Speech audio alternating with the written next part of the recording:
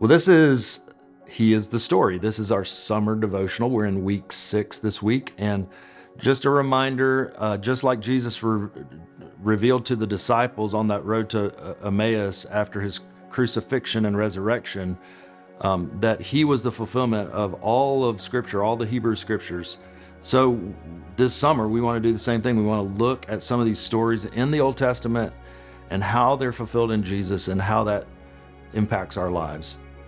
So this week we're going back to Genesis, to the story of Joseph. And so let's jump right in. This is one of my favorite stories. It's one of betrayal.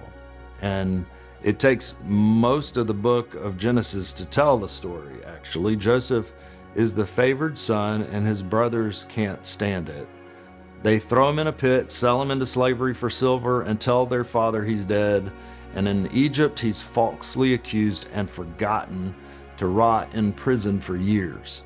And then suddenly, slowly, God turns the story.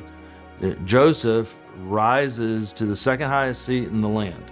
And when famine comes, the very brothers who sold him, they show up begging him for food, but they don't recognize him.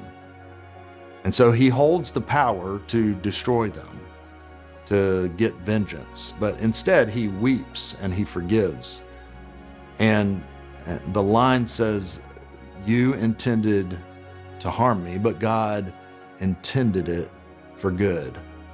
For the saving of many lives. That's what Genesis 50:20 says.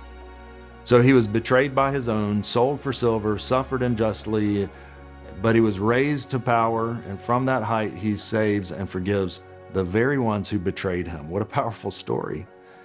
When we read that, and we love the redemption arc in it, but this, of course, is a foreshadowing. It was never the whole story.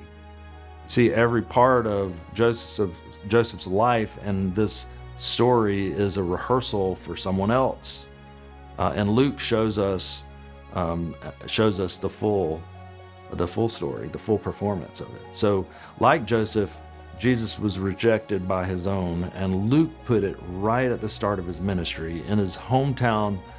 In his hometown synagogue, the neighbors who watched him grow up turned on him so violently they tried to throw him off a cliff. That's in Luke 4. And Luke 4:24 says, "No prophet is accepted in his hometown." So Luke tells us this rejection was no accident. It was the path for Jesus. And 3 times Jesus warns his disciples plainly, the Son of Man must suffer many things and be rejected, and he must be killed and on the 3rd day be raised to life.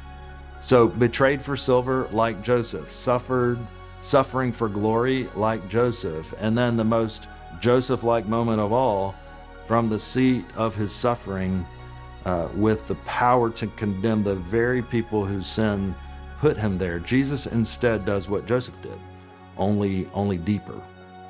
As they drive the nails in his hands, he prays, "Father, forgive them, for they do not know what they are doing."